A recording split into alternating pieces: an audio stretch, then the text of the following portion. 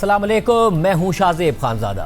America और Israel की जानिब से ईरान पर हमले के बाद शुरू होने वाली जंग 17वें दिन में दाखिल हो गई है और अमेरिकी सदर ट्रंप की तवक्कात के बिल्कुल बरक्स ये जंग मजीद तवील होती जा रही है, जिसके असरात पूरी दुनिया में महसूस किए जा रहे हैं। हफ्ते से लेकर आज तक ईरान ने खलीजी ममालिक और इसराइल के खिलाफ हमलों की एक नई लहर का आगाज कर दिया है। शदीद हमले किए हैं, मगर सदर ट्रंप ने अब से कुछ देर पहले फिर यह दावा कर दिया है कि ईरान के हमलों में 90% कमी आ गई है। जबकि आज ईरान के वजीर खारजा अब्बास इराक्ची ने अपने एक पैगाम में जंग के दौरान हिमायत पर पाकिस्तान का शुक्रिया अदा किया है। अब्बास इराक्ची की जानिब से एक्स पर उर्दू में किए गए इस पोस्ट में लिखा है कि इन बाबरकत इलाही और रूहानी दिनों और घड़ियों में मैं पाकिस्तान की हुकूमत और अवाम का तहे दिल से शुक्रिया अदा करता हूँ कि उन्होंने अमेरिका और सहयूनी रजीम की जारहियत के मुकाबले में इस्लामी जमहूरिया ईरान की हुकूमत और अवाम के साथ अपनी यकजहती और हिमायत का भरपूर इजहार किया। अब्बास इराक्ची ने मज़ीद लिखा है कि इस्लामी जमहूरिया ईरान अल्लाह ताला पर कामिल तवक्कुल के साथ अपनी हाकमियत और इलाकाई सालमियत के दिफा के लिए साबित कदमी और इस्तकामत के साथ खड़ा है। इस सारी सूरत हाल में अमेरिकी सदर ट्रंप समेत दीगर अमेरिकी हुक्काम मुसलसल दावा कर रहे हैं कि ईरान के मिसाइल समेत उसका अहम असलहा ख़त्म हो रहा है। लेकिन इन दावों के बरक्स ईरान के हमले पूरी शिद्दत के साथ जारी हैं और पूरे खित्ते में ईरानी कार्रवाइयों का सिलसिला बरकरार है। और ईरान की पासदारान इनकलाब के मुताबिक ईरान ने अभी तक अपने नए मिसाइल इस्तेमाल ही नहीं किए हैं और ज़्यादातर हमले तकरीबन 10 साल पुराने मिसाइलों के ज़रिए किए गए हैं। और आज भी मुत्तहिदा अरब अमारात के फुजेरा इंडस्ट्रियल एरिया और दुबई एयरपोर्ट पर ड्रोन हमलों के साथ साथ सऊदी अरब, कतर, कुवैत और बहरीन में मिसाइल हमले हुए हैं। जबकि इराक में ईरानी हिमायत याफ्ता मुसल्लह ग्रुप्स ने बगदाद एयरपोर्ट और अमेरिका के फौजी अड्डों को निशाना बनाया है। इसराइल में ईरान के बैलिस्टिक मिसाइल हमलों का सिलसिला भी जारी है और इसराइल के मुख्तलिफ शहरों में आज भी हमले रिपोर्ट हुए हैं। जुमे की रात को अमेरिका ने ईरान के खार्क जजीरे को पहली बार बमबारी का निशाना बनाया, जहां से ईरान की तेल की तकरीबन 90% बरामदात की जाती हैं। और इस हमले के बाद अमेरिकी सदर ट्रंप ने दावा कर दिया कि अमेरिका ने इस बार खार्क में सिर्फ फौजी तंसीबात को निशाना बनाया है। ताहम उन्होंने धमकी दी कि अगर ईरान ने स्ट्रेट ऑफ हुर्मुज़ खोलने में ताउन ना किया तो अगली बार तेल की तंसीबात पर हमले होंगे। खार्क जजीरे पर अमरीकी हमलों के बाद ईरान के वजीर खारजा अब्बास इराक्ची ने एक इंटरव्यू में कहा कि इन हमलों के लिए अमेरिका ने मुत्तहिदा अरब अमारात में मौजूद फौजी अड्डों का इस्तेमाल किया है। मुत्तहिदा अरब अमारात ने इस दावे को मुस्तरद कर दिया, मगर इसके बाद ईरान की तरफ से मुत्तहिदा अरब अमारात में हमलों में मजीद शिद्दत देखने में आई, जो पहले से ही खित्ते में सबसे ज़्यादा ईरानी हमलों का निशाना बन रहा है। हालिया हमलों के दौरान दुबई के इंटरनेशनल एयरपोर्ट समेत फुजेरा पोर्ट को भी निशाना बनाया गया, जो मुत्तहिदा अरब अमारात की तेल की बरामदात में अहम किरदार अदा करती है। ख़ासतौर पर उस वक्त कि जब स्ट्रेट ऑफ हुर्मुज़ बंद है तो ये रास्ता, ये पोर्ट एक मुतबादिल रास्ता है मुत्तहिदा अरब अमारात की बरामदात के लिए। और आज सुबह फुजेरा के एक सनती इलाके में ड्रोन हमले के बाद आग भड़क उठी, जहां पर रेस्क्यू हुक्काम आग पर काबू पाने की कोशिश कर रहे हैं। इसके अलावा आज दुबई एयरपोर्ट के करीब भी एक ईरानी ड्रोन हमला हुआ और हमले के बाद एयरपोर्ट के एक फ्यूल टैंक में आग लग गई थी, जिसकी वजह से कुछ परवाज़ों का रुख मोड़ दिया गया और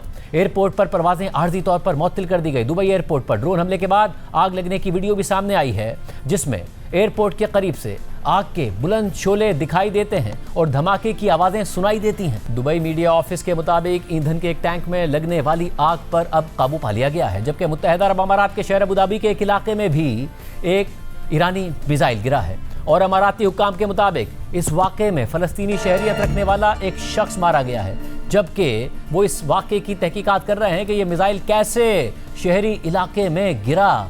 इसके अलावा सऊदी वज़ारत दिफा ने आज अपने इलाके में दाखिल होने वाले 37 से ज़ायद ईरानी ड्रोन्स को इंटरसेप्ट करने का ऐलान कर दिया है। जबकि कुवैती नेशनल गार्ड का कहना है कि गुज़िश्ता 24 घंटों के दौरान उसने 2 ड्रोन मार गिराए हैं।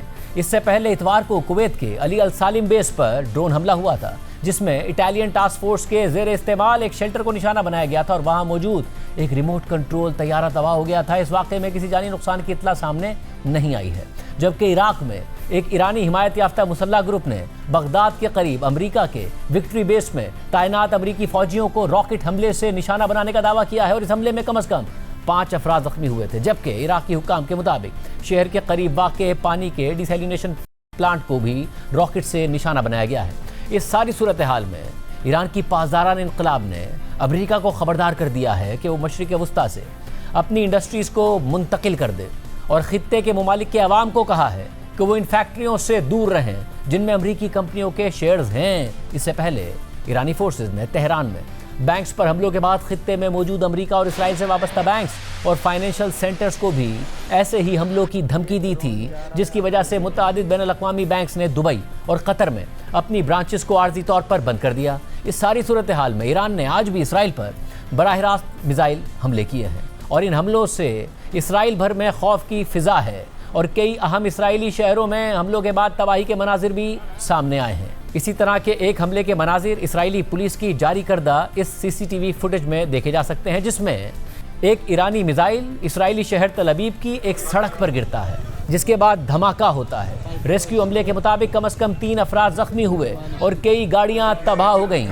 इसके अलावा आज इसराइल के दीगर शहरों में भी मिसाइल हमलों से बचने के लिए सायरन बजते रहे और लोग शेल्टर्स में पनाह लेने पर मजबूर हो गए। बरतानवी नशरियाती इदारे स्काई न्यूज़ की रिपोर्ट में दिखाया गया है कि कैसे एक इसराइली रोड पर सफ़र के दौरान स्काई न्यूज़ के सहाफ़ियों को एक मिसाइल हमले से बचने के लिए कवर लेना पड़ा। ये सब कुछ हो रहा है मगर सदर ट्रंप दावा कर रहे हैं कि ईरान की हमले करने की 90% सलाहियत ख़त्म हो गई है, 90% कमी आ गई है। सारी सूरत हाल में अमेरिका और इसराइल की जानिब से ईरान भर में बमबारी का सिलसिला भी जारी है और आज भी तेहरान, इस्फहान, हमदान और दीगर शहरों में हमले हुए हैं। अमेरिका और इसराइल के मुख्तलिफ हमलों के दौरान ईरान के मरकजी सूबे में कम से कम 5 अफराद मारे गए हैं और 7 अफराद जख्मी हैं। ईरानी मीडिया के मुताबिक एक हमले में अरक शहर के करीब एक रिहायशी इलाके को निशाना बनाया गया, जिसमें कम से कम 4 अफराद मारे गए। दूसरे हमले में महलात शहर में एक रिहायशी इमारत को निशाना बनाया गया, जिसके नतीजे में एक शख्स मारा गया और 7 दीगर जख्मी हो गए। जबकि ईरानी मीडिया के मुताबिक आज सुबह मरकजी सूबे के शहर खुमैन में एक स्कूल पर भी हमला किया गया।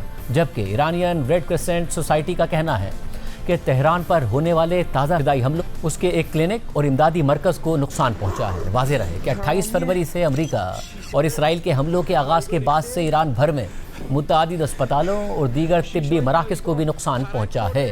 ईरानियन रेड क्रिसेंट सोसाइटी की जानिब से जारी की गई वीडियो में टूटे हुए शीशे और तबाहशुदा आलात फर्श पर बिखरे हुए देखे जा सकते हैं। इसके अलावा कल और परसों भी ईरान भर में बड़े पैमाने पर हमले हुए हैं और इन हमलों की वीडियोस भी सामने आई हैं, जिनमें बड़े पैमाने पर तबाही देखी जा सकती है, जो आपके सामने स्क्रीन पर है। इसी तरह के एक हमले में हफ्ते को तेहरान के मगरबी हिस्से में वाक़े ईरानी स्पेस रिसर्च सेंटर को निशाना बनाया गया था।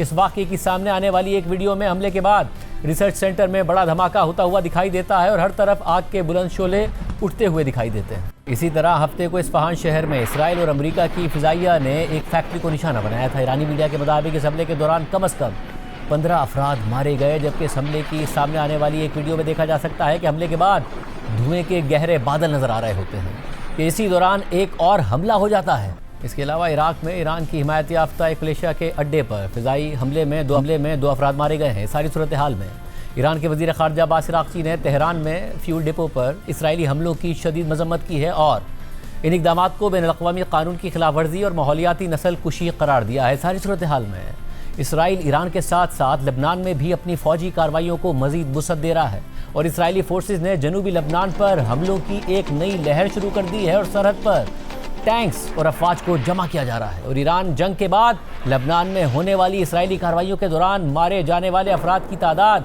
850 तक पहुंच गई है, जिसमें 100 से ज़्यादा बच्चे भी शामिल हैं। इसराइल लेबनान में मासूम बच्चों और आम शहरियों के साथ साथ सेहत के मराकज़ को भी निशाना बना रहा है। स्काई न्यूज़ ने लेबनान में एक ऐसे ही हेल्थ सेंटर पर हमले के बाद वहाँ होने वाली तबाही के मनाजिर दिखाए हैं, जिसमें सेंटर की तकरीबन सारी टीम मार दी गई थी। We're in Burj Kalawai. हम इस जगह के बाहर मौजूद हैं जहां पहले एक मेडिकल सेंटर था। इसे देखें, अभी भी धुआं उठ रहा है।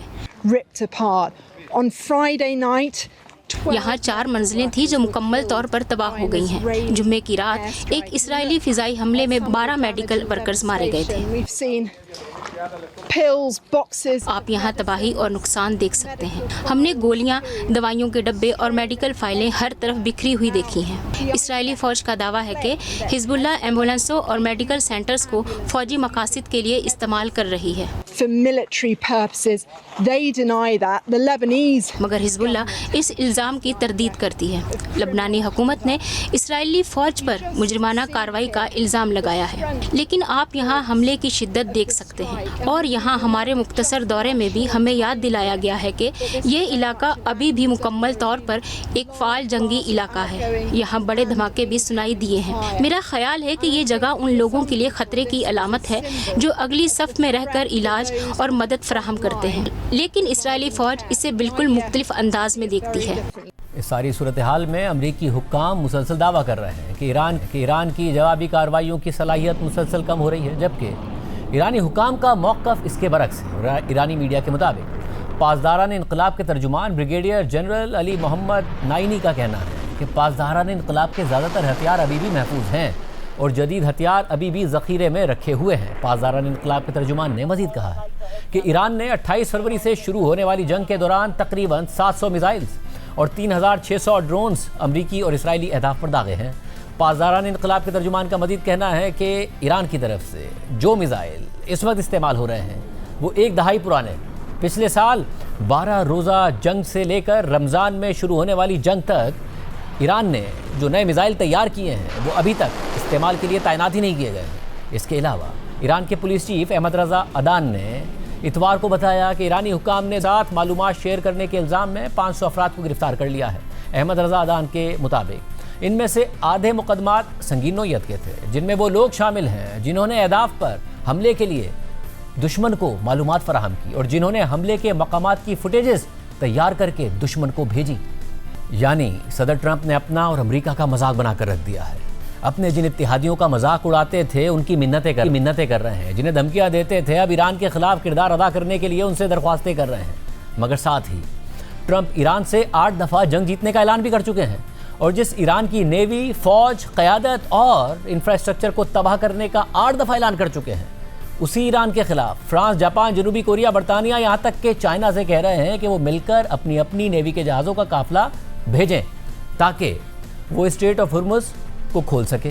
वही स्ट्रेट ऑफ हुर्मुज़ जो इसलिए बंद है क्योंकि वहाँ से गुजरने वाले जहाज़ों को ईरान से ख़तरा है।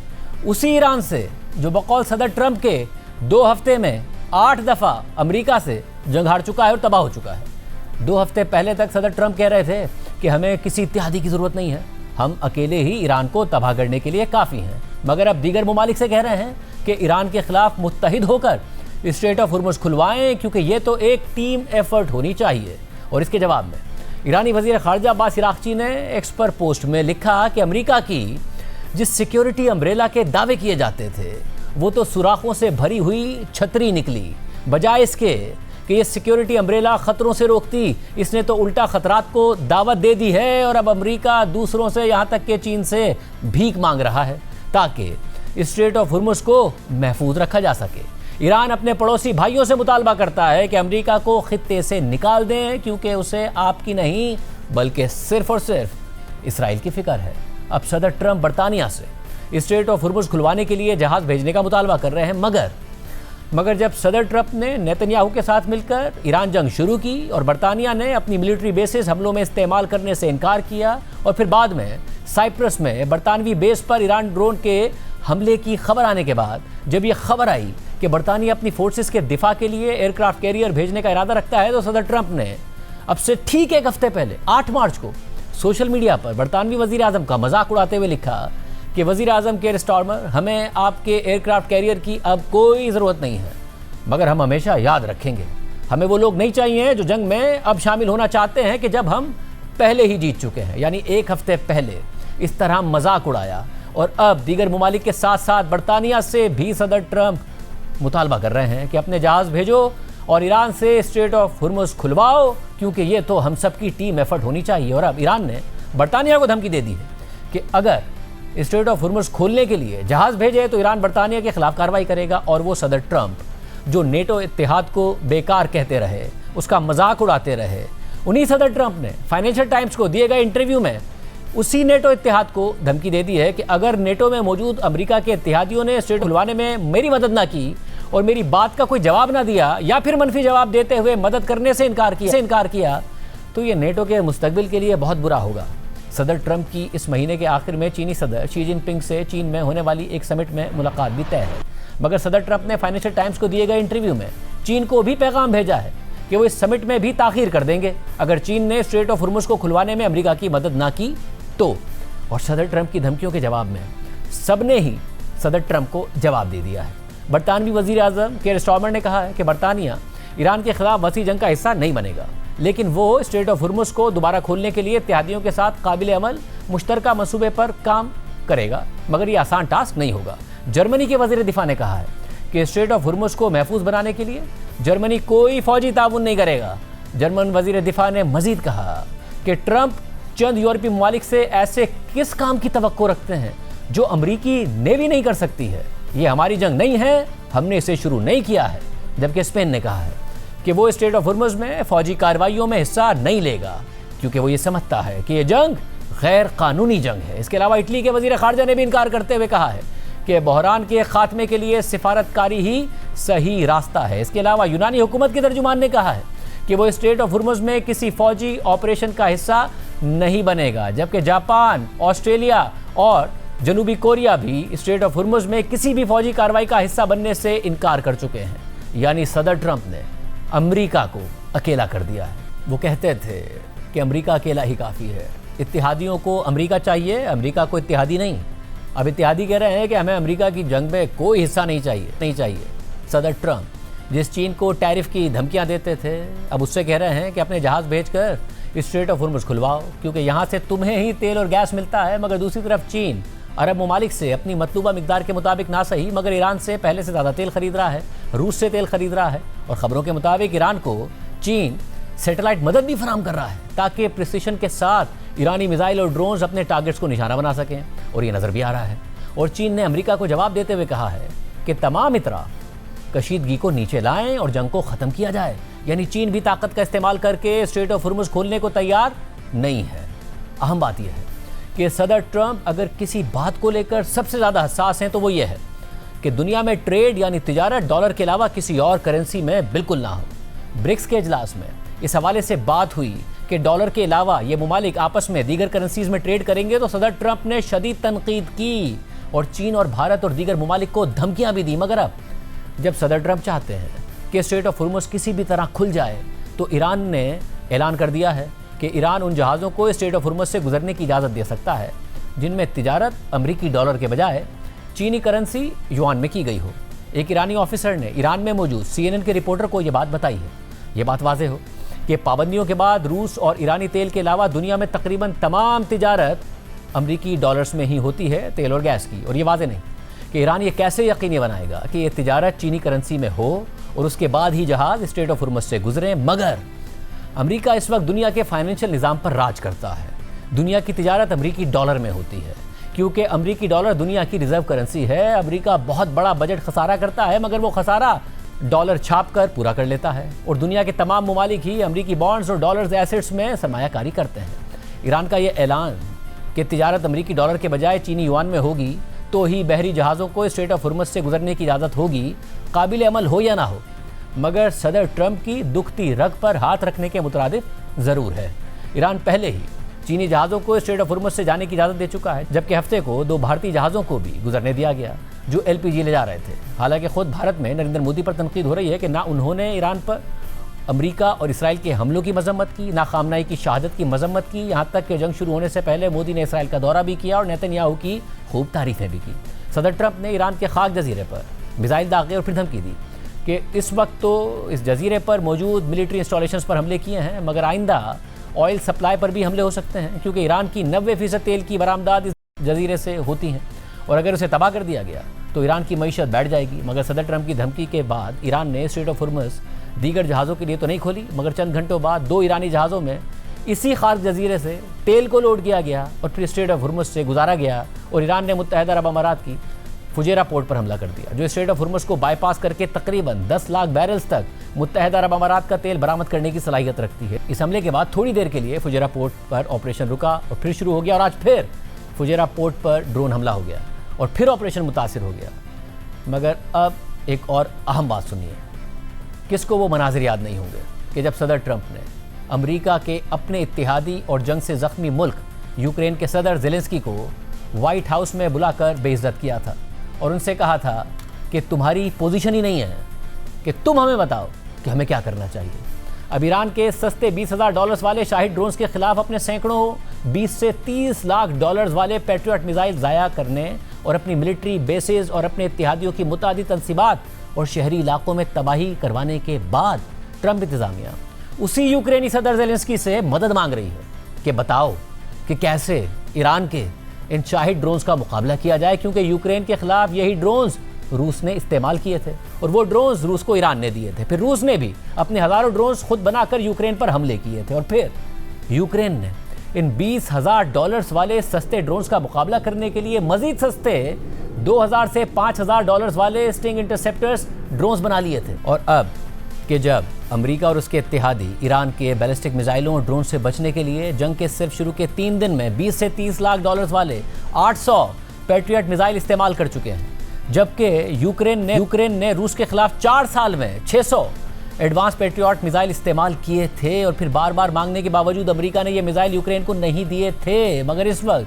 वही यूक्रेन अमेरिका और उसके इत्तेहादियों को अपने सस्ते स्टिंग इंटरसेप्टर्स ड्रोन फराहम कर रहा है। खुद अमेरिकी फौज के सरबराह जनरल डैन केन ने इस बात की तस्दीक की है कि अमेरिकी फौज ने यूक्रेन में बनाए गए 10,000 इंटरसेप्टर ड्रोन्स मशरिक़ वस्ता में भेजे हैं ताकि अपने महंगे मिसाइलों का इस्तेमाल किए बगैर ईरानी ड्रोन्स का मुकाबला किया जा सके। जबकि यूक्रेनी सदर ज़ेलेंस्की ने इस बात की तस्दीक कर दी है कि उन्होंने यूक्रेन की टीम जॉर्डन में मौजूद अमेरिकी मिलिट्री बेसिस पर भेज दी है ताकि अमेरिका और उसके इत्तेहादियों को वो यूक्रेनी ड्रोन्स चलाने की ट्रेनिंग दे सकें। मगर यूक्रेनी सदर ज़ेलेंस्की ने यह भी कहा है कि बदले में हमें पैसा और टेक्नोलॉजी दोनों चाहिए। देखिए यूक्रेनी ड्रोन कैसे सस्ता है और कैसे ईरान और रूस के सस्ते ड्रोन्स को टारगेट कर सकता है।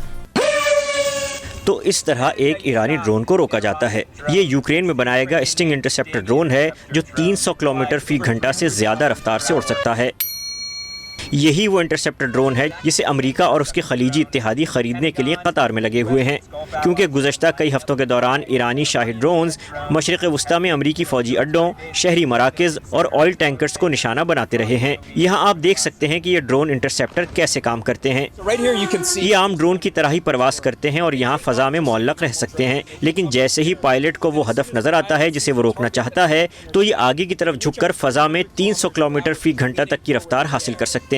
अमेरिका और उसके खलीजी इत्तेहादी इन ड्रोन इंटरसेप्टर्स को खरीदना इसलिए भी चाहते हैं क्योंकि यूक्रेन ने इन्हें बहुत कम लागत में बनाने का तरीका सीख लिया है। ये ड्रोन तकरीबन $2,000 में तैयार हो जाता है। इसके मुकाबले में वो मिसाइल इंटरसेप्टर जिन पर इस वक्त अमेरिका और उसके खलीजी इत्तेहादी सस्ता ईरानी ड्रोन गिराने के लिए इन्हिसार कर रहे हैं, उनकी कीमत तकरीबन $40 लाख है। इन ड्रोन्स को उड़ाने के लिए जंग का तजुर्बा रखने वाले और इंतहाई माहिर पायलट दरकार होते हैं। मुमकिन है यही पायलट वो लोग हों जिन्हें अमेरिका और उसके इत्तेहादी अपने फौजी अड्डों के दिफा के लिए बुलाएं। लेकिन जब तक यूक्रेन की हुकूमत अपनी सरकारी पॉलिसी तब्दील नहीं करती ताकि इन ड्रोन इंटरसेप्टर्स को बरामद करने और उनके पायलट्स को बैरून मुल्क भेजने की इजाज़त दी जा सके, तब तक ये यूक्रेनी पायलट्स यहीं रहेंगे और रूसी ड्रोन हमलों से यूक्रेन का दिफा करते रहेंगे। प्रोग्राम में एक ब्रेक शामिल करते हैं, फिर अहम हकाइक आपके सामने रखेंगे एक और जंग के जो आगे बढ़ती नजर आ रही है।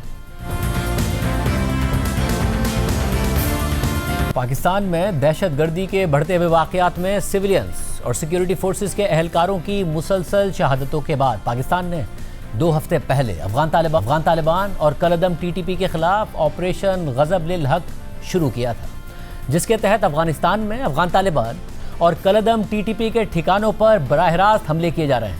फ़िज़ाई कार्रवाइयों में काबुल में अहदाफ को निशाना बनाया जा रहा है। अमरीकी अखबार न्यूयॉर्क टाइम्स की रिपोर्ट के मुताबिक हफ्ते को पाकिस्तान ने कंधार में फ़ौजी तंसीबात पर फ़िज़ाई हमले किए। अफगान तालिबान के अमीर हबतुल्ला अखुंज़ादा कंधार में ही रहते हैं। नाम जाहिर ना करने की शर्त पर हबतुल्ला अखुंज़ादा की हिफाजत करने वाली खुसूसी फ़ोर्स के एक रुकन ने बताया कि पाकिस्तानी फ़िज़ाइया के एक हमले में वो कंपाउंड भी निशाना बना जो हबतुल्ला अखुंज़ादा की हिफाजत करने वाली खुसूसी फ़ोर्स के ज़ेर इस्तेमाल था।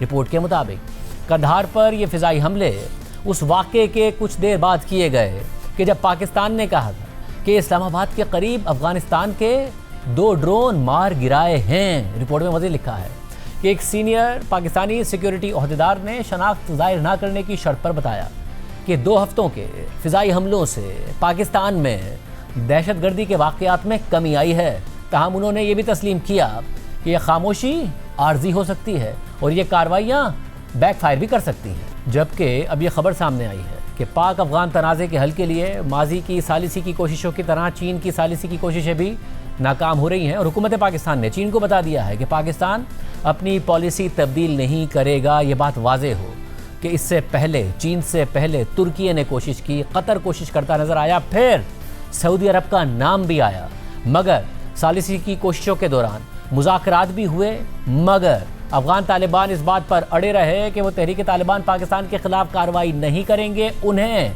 पाकिस्तान में हमले करने से नहीं रोकेंगे। और फिर खबरें सामने आई कि जब पाकिस्तान और अफगानिस्तान के दरमियान तनाज़ा बढ़ा, पाकिस्तान ने अफगानिस्तान के अंदर जाके कार्रवाई की, पाकिस्तान और अफगानिस्तान के दरमियान सरहदी झड़पों में इजाफा हुआ, तो चीन ने भी सालिसी करने की कोशिश की। मगर अब ये नज़र आ रहा है कि चीन की सालिसी की कोशिशें भी नाकाम होती नज़र आ रही हैं। सहाफ़ी कामरान यूसुफ की खबर के मुताबिक पाकिस्तान ने पोलाइटली चीन को बता दिया है कि तालिबान हुकूमत के साथ बातचीत ना करने की मौजूदा पॉलिसी जारी रखी जाएगी। पाकिस्तान ने चीन को ये जवाब दिया है कि अफगान तालिबान कलदम TTP और दीगर दहशतगर्द गिरोहों की अफगानिस्तान में मौजूदगी के बारे में अपने मौक़िफ़ में कोई तब्दीली नहीं लाए हैं। खबर के मुताबिक इस जवाब का अमली मतलब यह है कि पाकिस्तान ने अपने करीबी इत्तेहादी चीन की ताज़ा सिफारती कोशिश के जवाब में इनकार कर दिया है। खबर के मुताबिक इस पेशरफ से वाकिफ़ ज़राए ने बताया है कि अगरचे पाकिस्तान ने कशीदगी को कम करने के लिए चीन की मुखलिसाना कोशिशों को तस्लीम किया है, मगर ये भी वाज़े कर दिया है कि ज़मीनी हक़ाइक़ में ठोस तब्दीलियों के बग़ैर अफ़गानिस्तान के साथ मामूल के सिफारती रवाबित की तरफ वापसी मुमकिन नहीं है। तालिबान हुकूमत के हवाले से मौजूदा पॉलिसी इख्तियार करने से पहले पाकिस्तान तमाम सिफारती रास्ते आजमा चुका है। ज़राए के मुताबिक चीनी नुमाइंदा खुसूसी बराए अफ़गानिस्तान से पाकिस्तानी हुक्काम की मुलाकात के बाद पाकिस्तान इस नतीजे पर पहुंचा है कि अफ़गान तालिबान ने अपना मौक़िफ़ बिल्कुल तब्दील नहीं किया है। हुक्काम के मुताबिक तालिबान हुक्काम ने चीन के खुसूसी नुमाइंदे के सामने अपना ये मौक़िफ़ फिर दोहराया कि TTP का मसला पाकिस्तान का अंदरूनी मसला है, और साथ ही ये मौक़िफ़ भी बरकरार रखा कि अफ़गान सरज़मीन हमसाया ममालिक के ख़िलाफ़ इस्तेमाल नहीं हो रही है। और फिर इन हालात में पाकिस्तान ने चीन को बता दिया है कि जब तक अफ़गानिस्तान हमारे ख़दशात दूर करने के लिए कोई अमली इक़दामात नहीं करता, उस वक्त तक बामानी सिफारती पेशरफ्त की गुंजाइश बहुत कम है। जबकि न्यूयॉर्क टाइम्स ने चीन की सालिसी की कोशिशों के बारे में अपनी रिपोर्ट में लिखा है कि पाकिस्तान और अफ़गान तालिबान एक दूसरे को भारी जानी नुकसान पहुँचाने का दावा कर रहे हैं और जंग जारी रखने के अज़म का इजहार करते हुए चीन और इलाकाई ताकतों की बातचीत की अपीलों को नज़रअंदाज कर दिया है। हालांकि बहुत से अफ़गान शहरी कहते हैं कि वह अफ़गानिस्तान में एक और बहरान बर्दाश्त नहीं कर सकते, क्योंकि अफ़गानिस्तान में पहले ही तकरीबन आधी आबादी को ह्यूमैनिटेरियन असिस्टेंस की ज़रूरत है। इस सारी सूरत हाल में आज तर्जुमान दफ्तर ख़ारजा ताहिर अंद्राबी का बयान सामने आया है, जिसके मुताबिक पाकिस्तान और चीन काबिल एतमाद शराकतदार और करीबी दोस्त हैं। दोनों ममालिक बाहमी दिलचस्पी के उमूर पर मुसलसल और करीबी राब्ते में रहते हैं। पाकिस्तान और चीन के ताल्लुकात से मुताल्लिक़ गैर ज़रूरी क़यास आराइयाँ बेबुनियाद है। इसहाक़दार और चीनी हम मनसब के दरमियान हालिया टेलीफोनिक गुफ्तगू में मुख्तलिफ उमूर पर तबादला ख्याल किया गया। अफ़गानिस्तान से मुताल्लिक़ पेशरफ्त भी ज़ेर बहस आई थी। चीन के अफ़गानिस्तान के लिए खुसूसी नुमाइंदे के दौरे में भी अफ़गानिस्तान से मुताल्लिक़ उमूर पर मुशावरत की गई। इसके अलावा खुद चीन का भी रद्द-ए-अमल सामने आया है। चीनी वज़ारत ख़ारजा के तर्जुमान ने चीनी हुक्काम के पाकिस्तान और अफ़गानिस्तान से हालिया राब्तों की तस्दीक करते हुए कहा है कि चीन उम्मीद करता है कि अफ़गानिस्तान और पाकिस्तान तहम्मुल का मुज़ाहरा करेंगे और जल्द से जल्द बराह रास्त बातचीत का आगाज़ करेंगे और सीज़ फायर तक पहुँच जाएंगे। चीन मुफाहमत और कशीदगी में कमी लाने के लिए अपनी कोशिशें जारी रखेगा।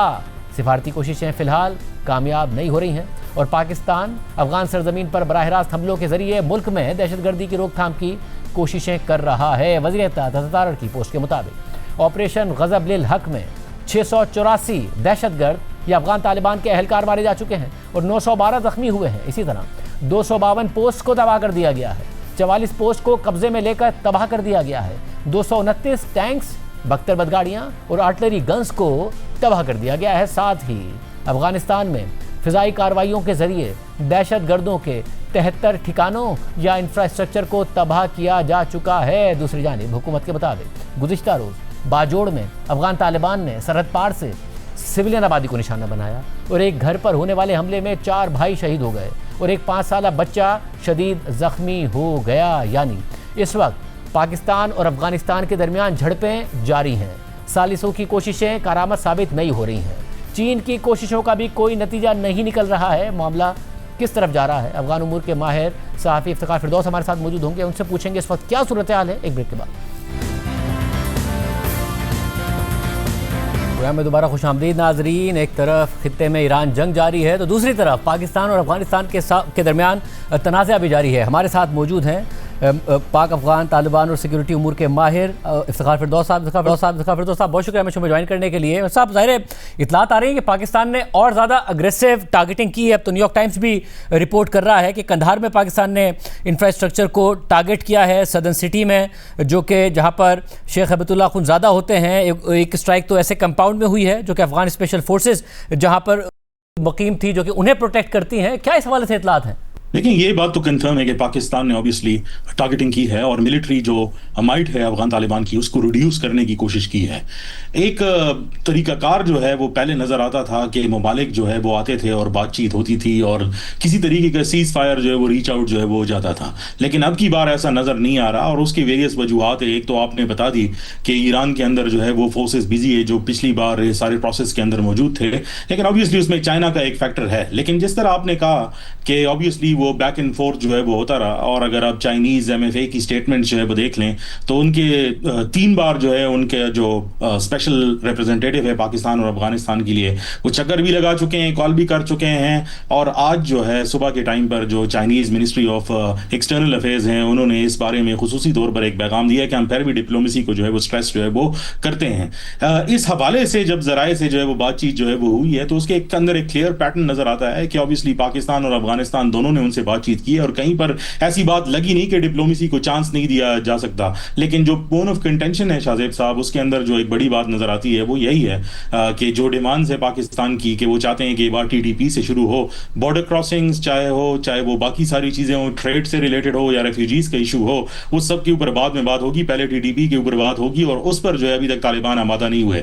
इसलिए हम देख रहे हैं कि एग्रेसिव स्टांस का जो रीजन है उसका यही है कि जो पाकिस्तान जो है उसने अटैक्स जो है वो किए अफगानिस्तान के अंदर, मिलिट्री को टारगेट किया। उसके बाद हमने देखा कि तालिबान की तरफ से रिएक्शन आया, कहीं से जो है वो रूडिमेंट्री ड्रोन्स जो है वो फेंकते रहे पाकिस्तान की तरफ। इस टाइम पर भी जब हम बात कर रहे हैं तो तकरीबन 3 जगह पर खौस पख्तिका और पख्तिया में जो है इस टाइम पर झड़पें जो है वो शुरू हैं और कंसिस्टेंटली ये इतलात जो है वो आ रही हैं कि उसके अंदर जो है वो कैजुअल्टीज हैं, इंजरीज हैं, दोनों साइड से जो है वो हैं। लेकिन इंपॉर्टेंट बात जो है वो ये है कि अभी तक इस पर कोई सोल्यूशन की तरफ बात आगे नहीं बढ़ी। मतलब तो क्या फिर जो झड़पें हो रही हैं या पाकिस्तान की तरफ से जो स्ट्राइक्स की गई हैं इसका फिर कोई फ़र्क पड़ रहा है? अगर अफगान तालिबान टीटीपी के हवाले से अपना मौक़िफ़ नरम करने को तैयार नहीं है, पहले भी बीच में जो सालिस पड़े उनकी बात नहीं मानी, अगर चीन ने भी पढ़ने की कोशिश की है उसकी बात मानने को भी तैयार नहीं है, तो क्या कोई फ़र्क पड़ रहा है उनकी एक्टिविटी की सूरत में, टेररिज्म की सूरत में कोई फ़र्क पड़ रहा है इन स्ट्राइक्स का?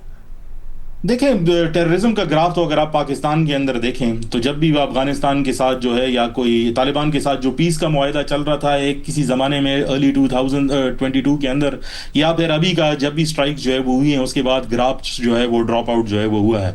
और जो बड़े इस किस्म के अटैक्स हैं एटलीस्ट जो वेस्टर्न बॉर्डर जो केपी के साथ जो है लगते हैं उसके अंदर जो है एक नुमाया कमी है जो इस बात की तरफ जो है स्टैटिस्टिकली इशारा करता है कि अगर सेंटर को इंगेज जो है वो किया जाए तो पेरिफेरीज के अंदर जो है बकदरे हालात जो है वो बेहतर हों और इसी स्टैटिस्टिक बेसिस पर जो है ये अटैक्स जो है इस टाइम पर भी जो है वो जारी है। लेकिन इंपॉर्टेंट बात जो आपने जो है वो की है कि अफगानिस्तान के अंदर जो है इसका क्या रद्द-ए-अमल है। आज जो है वो मुल्ला हैबतुल्लाह खुनज़ादा उनका ईद का मैसेज जो है वो आया है और वो जो मैसेज है वो काफ़ी लंबा है लेकिन उसमें जो बात की गई है उसमें दोबारा जो है अफगानिस्तान के अंदर जो अफगान तालिबान के मामलात हैं उसमें इंटरफेरेंस जो है करने के लिए जो है वो रोका गया है। और दूसरी बात यह है कि उसमें कहा कि हम जो इर्द गिर्द के ममालिक हैं उनके साथ अच्छे रिलेशनशिप चाहते हैं। लेकिन इंटरेस्टिंगली उसमें जो 2 बड़े तनाज़ात इस टाइम पर इस खत्ते के अंदर चल रहे हैं, ईरान की जो जंग है वो भी अफगानिस्तान की बॉर्डर के साथ मुतसिल है और पाकिस्तान की जो जंग है जो अफगानिस्तान के साथ डायरेक्ट है, दोनों का कहीं पर भी जो है जिक्र नहीं है। तो बाज़ एनालिस्ट्स को इस तरह जो है वो देखते हैं